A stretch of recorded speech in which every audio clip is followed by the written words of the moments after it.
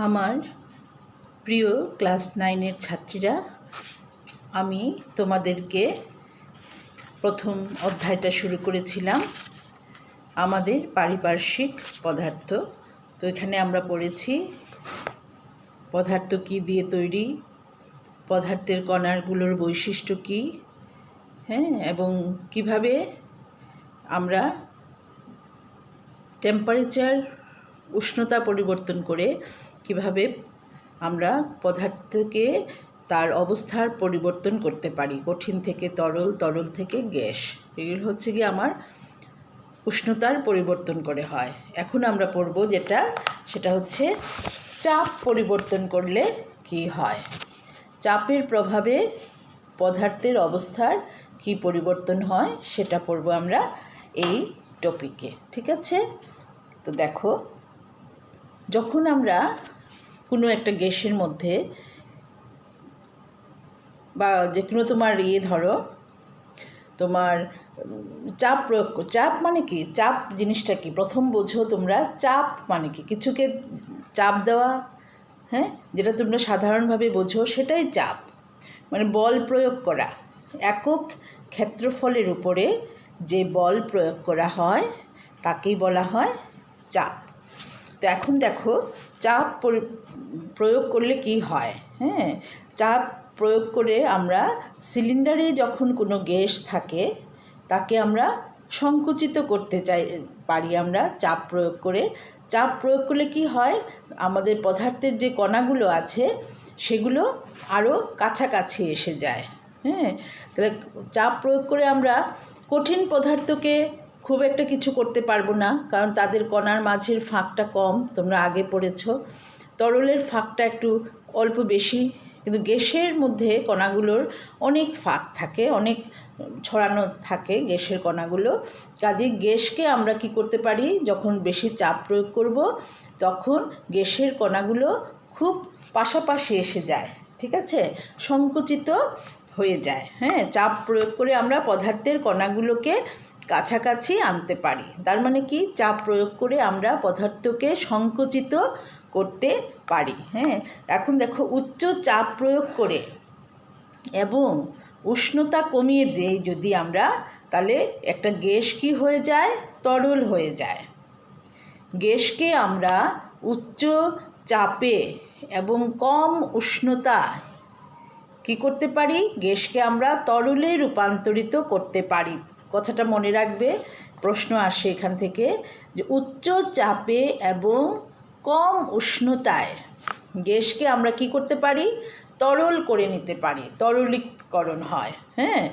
দেখো, কঠিন carbon dioxide, তোমরা নিশ্চয়ই শুনেছ নাম, কঠিন কার্বন ডাইঅক্সাইড। এটাকে কি করা হয়, দেখো, উচ্চ চাপে একে সংগ্রহ করে রাখা হয়। যখন চাপ কমিয়ে 1 অ্যাটমসফিয়ার করা হয় তখন কঠিন কার্বন ডাইঅক্সাইড কি হয়ে যায়, তরলে রূপান্তরিত না হয়ে সরাসরি গ্যাসীয় অবস্থায় পরিবর্তিত হয়। খুব মন দিয়ে শোনো কথাটা। কি বলেছে, কঠিন কার্বন ডাইঅক্সাইডকে আমরা কি করে করি, উচ্চ চাপে তাকে আমরা সংগ্রহ করি। ঠিক আছে? এখন যদি আমরা ওই চাপটাকে কমিয়ে কতটুকুতে আনি, 1 অ্যাটমসফিয়ারে, তখন কার্বন ডাইঅক্সাইডটা কি হয়, আমরা তো আগে জানি চাপ বেশি দিলে গ্যাসটা তরল হয়, কিন্তু এখানে চাপ আমরা কমিয়ে দিয়েছি, তখন কি হবে, এই কার্বন ডাইঅক্সাইডটা তরল না হয়ে সরাসরি গ্যাসে পরিবর্তিত হয়। এই জন্যই কঠিন কার্বন ডাইঅক্সাইডকে কি বলা হয়, শুষ্ক বরফ, ড্রাই আইস। তো তোমাকে প্রশ্ন আসে তোমাদের পরীক্ষায় যে শুষ্ক বরফ কি, যখন বলবে তখন, যখন তোমার কঠিন কার্বন ডাইঅক্সাইডের যখন চাপ কমিয়ে 1 অ্যাটমসফিয়ার করা হয় তখন সেটা কি হয়, তোমার তরলে রূপান্তরিত না হয়ে গ্যাসে হয়ে যায়। কাজে উচ্চ চাপে এই কার্বন ডাইঅক্সাইড, কঠিন কার্বন ডাইঅক্সাইডকে রাখা হয় এবং তাকেই বলা হয় শুষ্ক বরফ। ঠিক আছে? তো দেখো, তাহলে পদার্থে যে 3টা অবস্থা পেলে, সেটা আমরা কি হয়, তোমার কিসের উপর ডিপেন্ড করে, যদি তরল হবে না গ্যাস হবে না তোমার কঠিন হবে সেটা ডিপেন্ড করে চাপ এবং উষ্ণতার উপর, ঠিক আছে? টেম্পারেচার বাড়ালে আমরা কি জানি, কঠিন জিনিসটা কি হয়, তরল হয়, এবং আরও টেম্পারেচার বাড়ালে আমার তরল জিনিসটা গ্যাসে পরিণত হয়। হ্যাঁ, আর চাপে কি হয়, উচ্চ চাপে আর এবং কম টেম্পারেচার, উষ্ণতা কম এবং চাপ বেশি, এই অবস্থায় আমরা গ্যাসকে তরল করে নিতে পারি, ঠিক আছে? গ্যাসের তরলীকরণ হয়ে যায়। আমরা যে সিলিন্ডারে গ্যাসটা ঢুকানো থাকে, লিকুইড পেট্রোলিয়াম গ্যাস, কি বলা হয় এটাকে, লিকুইড এলপিজি, রান্নাঘরে যেটা ব্যবহার করা হয়, সেটাও ঠিক এরকম সিলিন্ডারে কি করা হয়, গ্যাস ঢোকানো হয়। গ্যাসটাকে প্রচণ্ড চাপে এবং কম টেম্পারেচার দিয়ে ওই গ্যাসটা তখন কিসে রূপান্তরিত হয়ে যায়, তরল। এই জন্য আমরা কি বলি, তরল কার্বন ডাইঅক্সাইড, তরল এলপিজি, হ্যাঁ, তরল পেট্রোলিয়াম গ্যাস, ঠিক আছে? হ্যাঁ, এটাকে উচ্চ চাপে এবং কম উষ্ণতায় তাকে সিলিন্ডারে ঢোকানো হয় এবং তখন সেটা তরল অবস্থাতেই থাকে। যখন আমরা এটা রেগুলেটরটা অন করি, তখন আমরা কী করি, যেই আমরা ঘুরাই রেগুলেটরের নবটা, কিছু চাপ কমে যায় এবং চাপ কমানোর ফলে কি হয়, এই তরলটা আবার গ্যাসে রূপান্তরিত হয়ে আমাদের স্টোভে আসে, ঠিক আছে? তাহলে এটা আমরা বুঝতে পারলাম যে উষ্ণতার প্রভাব আর চাপের প্রভাব। হ্যাঁ, এখন যেটা পড়ব সেটা হচ্ছে বাষ্পীভবন। বাষ্পীভবন জিনিসটা কি দেখো, বাষ্পীভবন হচ্ছে গিয়ে যখন তরল পদার্থ স্ফুটনাঙ্কে না পৌঁছে বাষ্পীয় অবস্থায় পরিবর্তিত হয়, তখন তাকে বলা হয় বাষ্পীভবন।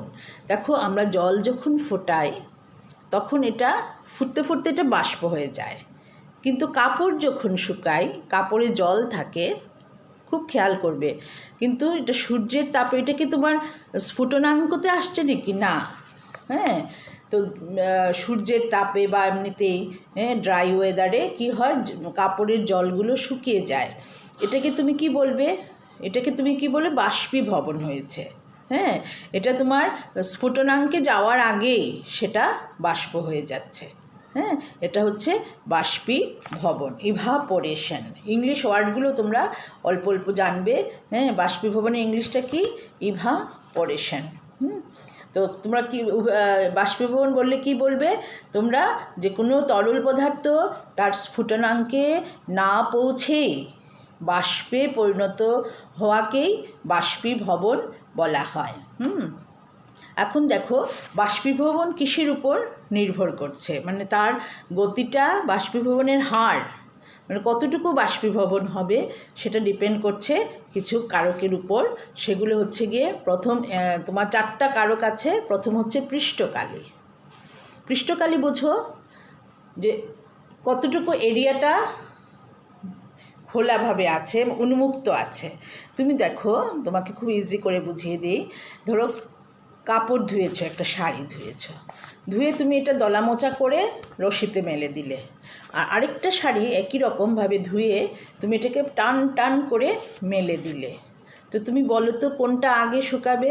কাপড় শুকানো মানেই বাষ্পীভবন হচ্ছে, কাপড়ে যে জলটা আছে জলটা চলে যাচ্ছে। এমনিতে আমরা বাটিতে একটু জল রেখে দাও ঘরে, একটা বাটির মধ্যে ঢাকনা না দিয়ে, বা ঢাকনা দিয়েও রাখো, কিছুদিন পরে দেখবে জলটা শুকিয়ে গেছে। ওইটা কি, এটা হচ্ছে বাষ্পীভবন।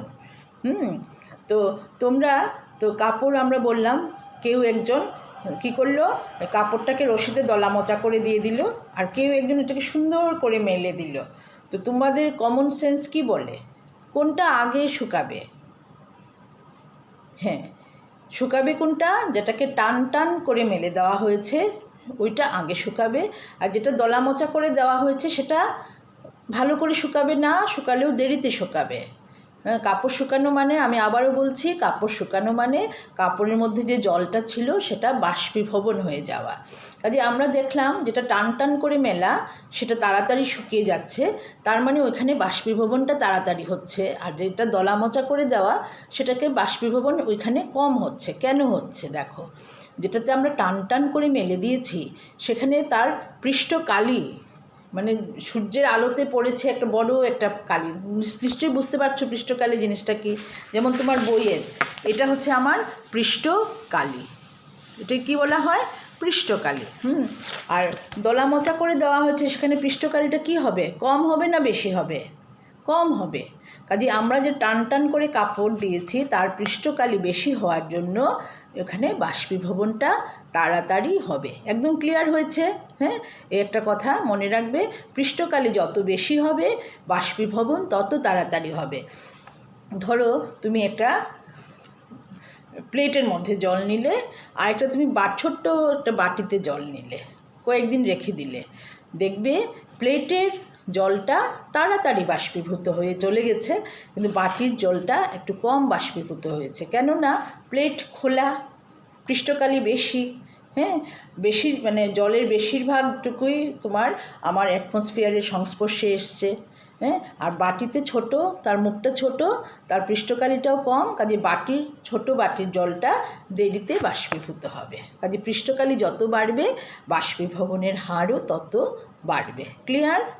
নেক্সট হচ্ছে গিয়ে তোমার উষ্ণতা বৃদ্ধির। উষ্ণতা যত বৃদ্ধি পাবে ততই তোমার বাষ্পীভবন তত তাড়াতাড়ি হবে। হ্যাঁ, টেম্পারেচার বাড়ালে বাষ্পীভবন তাড়াতাড়ি হয়। এখন আর্দ্রতা। আর্দ্রতা জিনিসটা কি?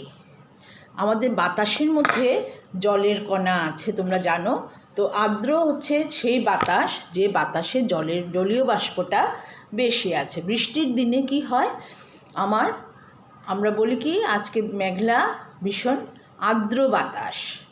হ্যাঁ, আর্দ্র মানে জলযুক্ত বাতাস।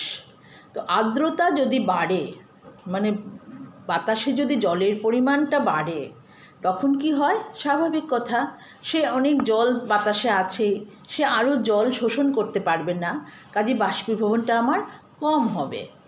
কাজে আর্দ্রতা বাড়লে বাষ্পীভবন কমে, আর্দ্রতা কমলে বাষ্পীভবন বাড়ে। সেই জন্য দেখো শীতকালে কি হয়, আমাদের বৃষ্টিপাত হয় না। হ্যাঁ, কাজে আমাদের শীতকালের বাতাসটা কি থাকে?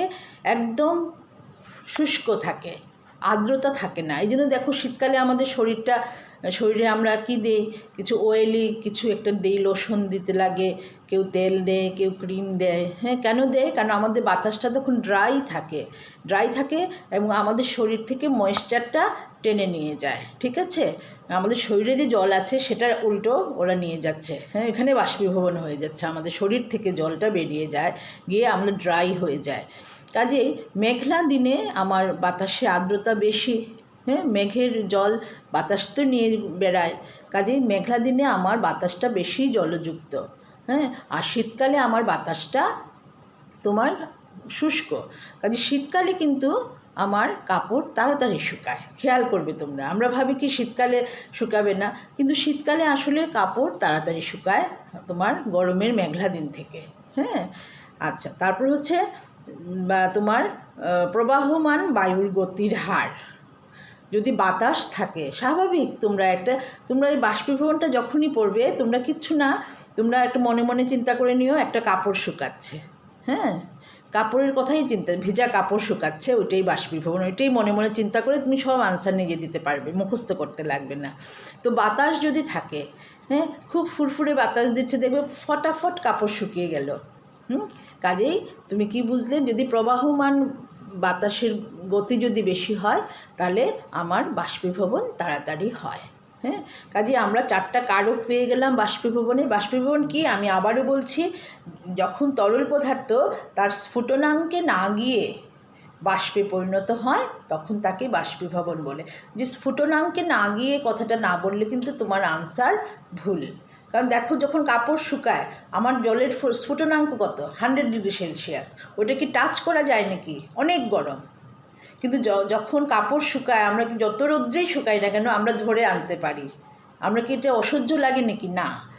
কাজেই তোমার বুঝলে, তুমি এটা বাষ্প হয়েছে কিন্তু আমার জলটা এইভাবে স্ফুটনাঙ্কে যায়নি, 100 ডিগ্রিতে যায়নি। কাজেই তো আমার 4টা কারক কী কী? প্রথম হচ্ছে পৃষ্ঠকালি বাড়লে বাষ্পীভবনের হার বাড়ে। তারপরে তুমি বললে কি যে আর্দ্রতা বাড়লে বাষ্পীভবনের হার কমে, আর্দ্রতা কমলে বাষ্পীভবনের হার বাড়ে। তারপর উষ্ণতা বৃদ্ধি পেলে, যদি সূর্যের ইয়েটা প্রখর হয়, তেজ, উষ্ণতা বেশি, তখন তাড়াতাড়ি কাপড় শুকায়, এটা স্বাভাবিক কথা। হ্যাঁ, উষ্ণতা বাড়লে বাষ্পীভবনের হার বাড়বে, উষ্ণতা কমলে বাষ্পীভবনের হার কমবে। আর হচ্ছে প্রবাহমান বায়ুর গতি যদি বাড়ে তাহলে আমাদের বাষ্পীভবনটা তাড়াতাড়ি হয়। একদম ক্লিয়ার বাষ্পীভবন। আমার তো মনে হয় তোমাদেরকে আর মুখস্থ না করলেও চলবে। এখন দেখো বাষ্পীভবন কিভাবে শীতলতার উৎপত্তি ঘটায়।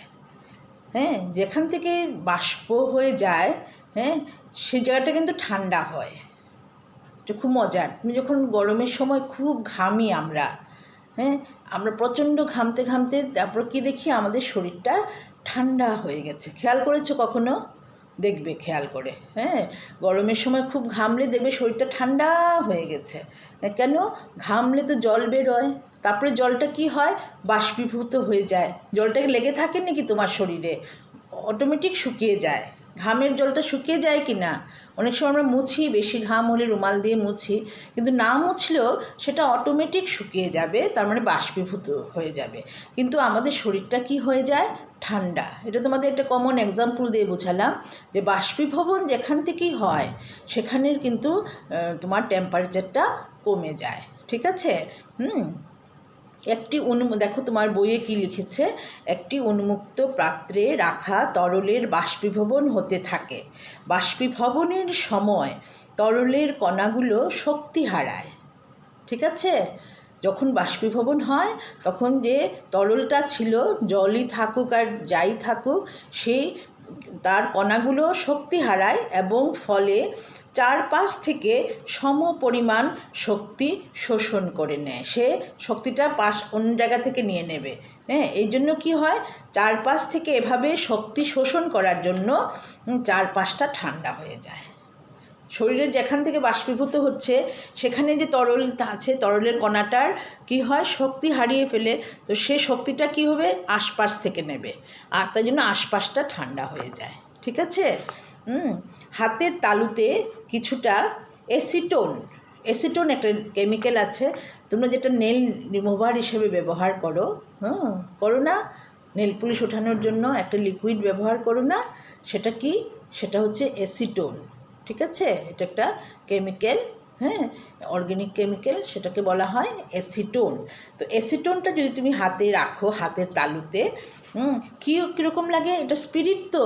তোমরা যখন হাতে নাও ঠান্ডা লাগে কি না? লাগে নাকি?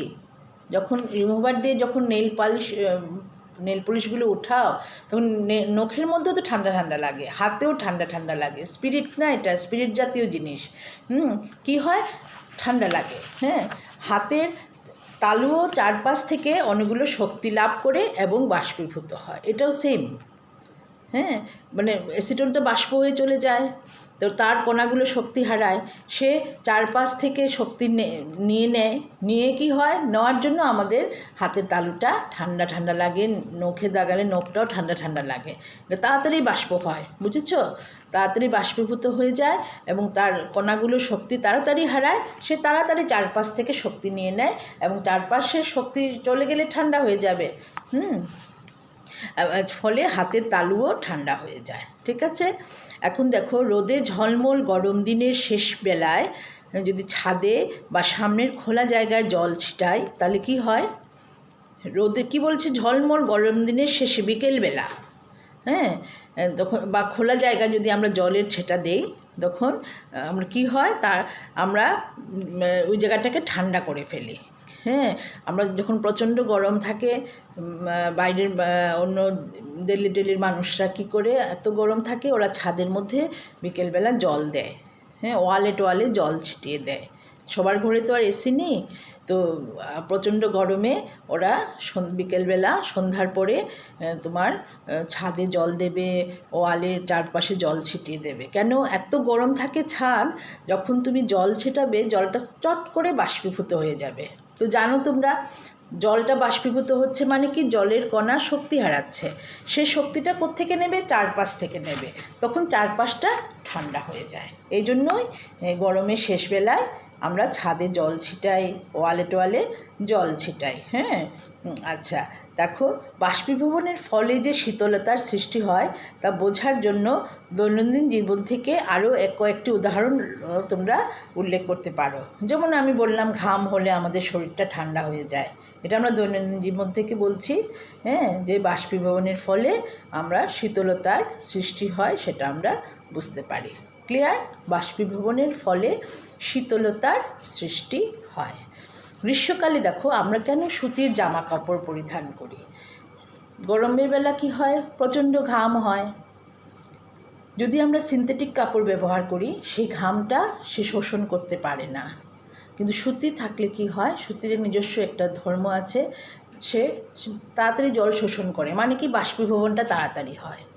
তো বাষ্পীভবন তাড়াতাড়ি হলে আমরা কি হয়, তরল শক্তি হারাই, সে চারপাশ থেকে শক্তি নিয়ে চারপাশটা ঠান্ডা করে, তখন আমরা একটু ঠান্ডা ঠান্ডা অনুভব হয়। হ্যাঁ, আমাদের বেশি ঘাম হয়, দেখো তোমাদের বইয়ে লিখেছে আমাদের শরীরে যে বিশেষ গঠন তার ফলে গ্রীষ্মকালে আমাদের বেশি ঘাম হয়, সেই জন্যই শরীর ঠান্ডা থাকে।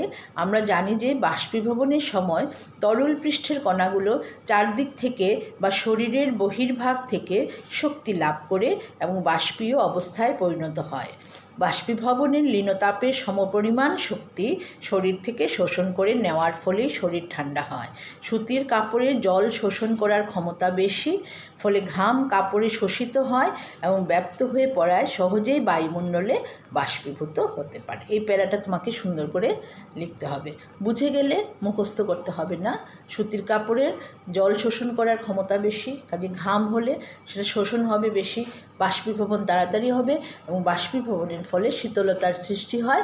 এই জন্য আমরা শরীরটা একটু ঠান্ডা লাগে, সেজন্য আমরা গরমের সময় কী পরি, সুতির কাপড় ব্যবহার করি। হ্যাঁ, আচ্ছা দেখো, আরেকটা কথা তোমরা সবসময় দেখবে, ফ্রিজ থেকে যদি তোমরা একটা জলের গ্লাস বের করো বা জলের বোতল বের করো, কি হয়, বোতলের চারপাশে তোমার জলের কণা দেখতে পাবে। কেননা তুমি এটা দেখো, খুব মজার জিনিস, যে আমরা গ্লাসের মধ্যে তো ঠান্ডা জল ফ্রিজ থেকে বের করেছি, ভেতর দিকের জলটা ঠান্ডা, বরফ ঠান্ডা হয়ে গেছে। হ্যাঁ, এখন এটাকে বাইরে রাখলাম, তো বাইরে যে চারপাশের যে বায়ুতে জল আছে আমাদের, হ্যাঁ, সেই জলটা কি হয়, ঠান্ডায় কি হয় আমরা জানি, গ্যাসটা তরলে রূপান্তরিত হয়। এটা তো জলীয় বাষ্প, বাতাসের মধ্যে যে জলটা সেটা কি হিসাবে থাকে, বাষ্প হিসাবে থাকে, এই জন্য বলা হয় জলীয় বাষ্প। কাজে ঠান্ডায় আমরা কি জানি, টেম্পারেচার যদি কমাই তাহলে আমাদের গ্যাসীয় পদার্থটা তরলে রূপান্তরিত হয়। আমরা আগে পড়েছি, কম টেম্পারেচারে আর বেশি চাপে আমরা গ্যাসকে কী করেছি, তরলে রূপান্তরিত করেছি। তো এখানেও কি হয়েছে, টেম্পারেচারটা কম, টেম্পারেচার বাড়ালে তরলটা গ্যাস হয়, আর টেম্পারেচার কমালে গ্যাসটা তরল হয়। খেয়াল করবে, উল্টাপাল্টা করবে না। টেম্পারেচার বাড়ালে, গরম করছো, আগুন দিচ্ছ, জল ফুটতে ফুটতে বাষ্প হয়ে যাচ্ছে, টেম্পারেচার বাড়াচ্ছ, জল বাষ্প হচ্ছে,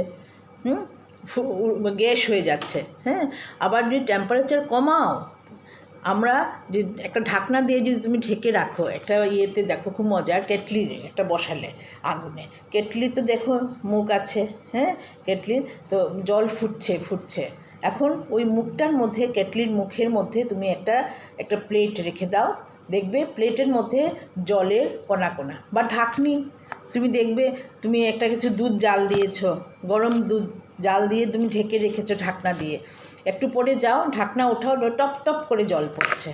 এগুলো খেয়াল করেছো কোনো দিন? খেয়াল করবে। তো ওইটা কি আসলে কি বাষ্প তো হয়েছিল, আর তুমি ঢাকনা যেই দিলে, ঢাকনাটা ঠান্ডায় বাষ্পটা, এই ঠান্ডার যে সংস্পর্শে এলো, সেই বাষ্পটা তরলে রূপান্তরিত হয়ে গেল। তরলকে টেম্পারেচার বাড়ালে বাষ্প হয়, আর বাষ্পর টেম্পারেচার কমালে সে তরল হয়ে যায়। কাজেই আমি যে ফ্রিজ থেকে বের করলাম একটা ঠান্ডা জলের বোতল, বরফ ঠান্ডা জল, আমাদের চারপাশের যে বায়ু আছে তার মাঝে জলীয় বাষ্প আছে, সেই বাষ্পটা সেই বোতলের চারপাশে ঠান্ডা লেগে কি হয়, সে বাষ্পটা তরলে পরিণত হয়ে আমাদের বোতলের চারপাশে লেগে থাকে। ঠিক এরকম তুমি একটা গ্লাস বের করে আনো, সেটা গ্লাসের চারদিকে জল দেখবে, যেখানে গ্লাসটা রাখবে সেই গ্লাসটা নিচটা জল। তোমরা যে স্কুলে অনেক সময় মেয়েরা কী করে ফ্রিজে থেকে বোতল বের করে নিয়ে আসে, যদি এটা পলিথিনের ব্যাগে ঢুকিয়ে না আনে তাহলে বইটই সব ভিজে যায়। কেননা বাইরের যে গরম হাওয়া, তাতে আমার জলীয় বাষ্প আছে, সেই জলীয় বাষ্পটা ঠান্ডা বোতলের সংস্পর্শে এসে জলে পরিণত হয়। জলটা এলো কোত্থেকে? আমার বোতল থেকে তো বেরোচ্ছে না, বোতল লিক করছে নাকি? তোমাদের মনে প্রশ্ন আসা দরকার। অনেক সময় দেখেছি আমি ক্লাসে মেয়েরা ঠান্ডা জলের বোতল ফ্রিজ থেকে নিয়ে আসে এবং সেটাকে পলিথিনের মধ্যে, ওরা জানে জল হবে, হ্যাঁ, কিন্তু কেন হবে সেটা বোঝে না, পলিথিনের ব্যাগের মধ্যে ঢুকিয়ে আনে। এটা যদি পলিথিনের ব্যাগটা তখন জল হয়ে যায়, যদি এটা এমনিতে নিয়ে আসতো বইটই জলে ভিজে যেত। কারণ বাইরের যে হাওয়া আছে, হাওয়ার মধ্যে জলীয় বাষ্প আছে, এই ঠান্ডা বোতলের সংস্পর্শে এসে এই জলীয় বাষ্পটা জলে পরিণত হয়। এই জন্য আমরা বরফ ঠান্ডা জলপূর্ণ গ্লাসের বাইরের দিকে আমরা জলকণা দেখতে পাই। ঠিক আছে? তো এই গেল আমার এই চ্যাপ্টারটা, এখানেই শেষ হলো। তোমরা বুঝতে পেরেছ? আমার মনে হয় তোমাদের কোনো অসুবিধা হবে না এটা বুঝতে। হ্যাঁ, তো আমি নেক্সট দিন আরেকটা চ্যাপ্টার করাবো, আর এটার কোয়েশ্চেন আনসার আমি দেব দেখি একটা চ্যাপ্টার করাবো না এটার কোয়েশ্চেন আনসার দেবো, সেটা আমি চিন্তা করব। ঠিক আছে? এটারও কোয়েশ্চেন আনসার নেক্সট ক্লাসে দিয়ে দিতে পারি, আর নাহলে আমি আরেকটা চ্যাপ্টার পড়ানো শুরু করে দুটো চ্যাপ্টার মিলিয়ে কোয়েশ্চেন দিয়ে দেব। ঠিক আছে? তাহলে আজকে এখানেই থাক, আর এই চ্যাপ্টারটা শেষ হলো, তোমরা মন দিয়ে চ্যাপ্টারটা পড়ো। ঠিক আছে? ভালোভাবে আছো তো? সুন্দর হয়ে থাকবে, ভালো খাওয়া দাওয়া করবে, একটু ভালো খাবে। কারণ করোনা কী জিনিস জানো তো? করোনা হলে আমাদের ইমিউনিটি যার যত বেশি, তাকে করোনা অ্যাটাক করতে পারে না। হ্যাঁ, কাজে ইমিউনিটি বাড়ানোর জন্য, ইমিউনিটি বুঝো রোগ প্রতিরোধ ক্ষমতা, এটা বাড়ানোর জন্য তোমাদেরকে একটু ভালো ভালো খাবার খেতে হবে। একটু ডিম, রোজ দিন একটা ডিম সিদ্ধ, ভালো খাবার খাবে ঘরের, বাইরের কেনা একদম খাবে না কিন্তু। বুঝেছো? আমি বারে বারে বলছি তোমাদেরকে। হ্যাঁ, আমাদের জীবনটা কিন্তু এখন, আমরা কিন্তু একটু খুব কঠিন অবস্থার মধ্য দিকে যাচ্ছি। আর একটা কথা তোমাদেরকে বলে দিচ্ছি, তোমাদের তো এখনও বয়স হয়নি 18। হ্যাঁ, ঘরের যাদের বয়স হয়ে গেছে 18-র বেশি, তাদের সবাইকে তোমরা বলবে ভ্যাকসিনটা নিতে। আমিও নিয়েছি ফার্স্ট ডোজ, সেকেন্ডটাও নেব। হ্যাঁ, আমি বয়স্কদের, আমার বাড়ি, আমার নিজের মা বাবা, আমার শাশুড়ি মা, সবাইকেই আমি বলেছি ভ্যাকসিনটা নেওয়ার জন্য। তোমরাও সবাইকে বলবে ভয় না পেতে ভ্যাকসিনটা যেন সবাই নেয়। তোমাদের তো যাদের 18 হয়নি ওদেরকে তো এখনও দিচ্ছে না, দেবে। কিন্তু যাদের 18 হয়ে গেছে ওরা যেন সবাই ভ্যাকসিন নেওয়ার জন্য, 45+ হয়েছে তো ওরা দিচ্ছে। হ্যাঁ, আর 18 হচ্ছে রেজিস্ট্রেশন শুরু হয়ে গেছে, তারপরে শুরু হবে ভ্যাকসিনেশন। হ্যাঁ, ভ্যাকসিনটা নেওয়া থাকলে কি হয়, করোনা হলেও তার এফেক্টটা অনেক কম থাকে। হ্যাঁ, দেখেছো কত বড় বড় লোকরা মারা যাচ্ছে করোনা হয়ে। ভয় পাবে না, কিন্তু সাবধান থাকবে, বাইরে যাবে না, আর করোনাকে একটু হেলাফেলা করবে না, এটা সাংঘাতিক কিন্তু। হ্যাঁ, এখন তো কি হয়েছে, এগুলো ধরাও পড়ছে না ঠিকমতো। অনেকগুলো মিউট্যান্ট, ওর নেচার বদলে ফেলেছে। হ্যাঁ, কাজে অনেক কিছু করোনা ভাইরাস আছে যেগুলোকে টেস্টেও ধরা পড়ছে না, কিন্তু সব লক্ষণ থাকে, এবং এটা হলে লোকরা চট করে চলে যায়। বুঝেছো? ওটা টাইমই দেয় না, নিয়ে নেয় ফট করে। কাজেই খুব সাবধানে জিনিসটাকে হেলা করবে না, আর ভ্যাকসিনেশনটা যাতে তোমার চারপাশে সবাই নেয় সেদিকে খেয়াল রাখবে। ভালো থাকবে, মন দিয়ে পড়াশোনা করো, সতর্ক হয়ে থাকবে। একটা কঠিন সময় আমরা পের হয়ে যাচ্ছি, আশা করি আমরা সবাই এটাকে জয় করব করোনাকে। ঠিক আছে?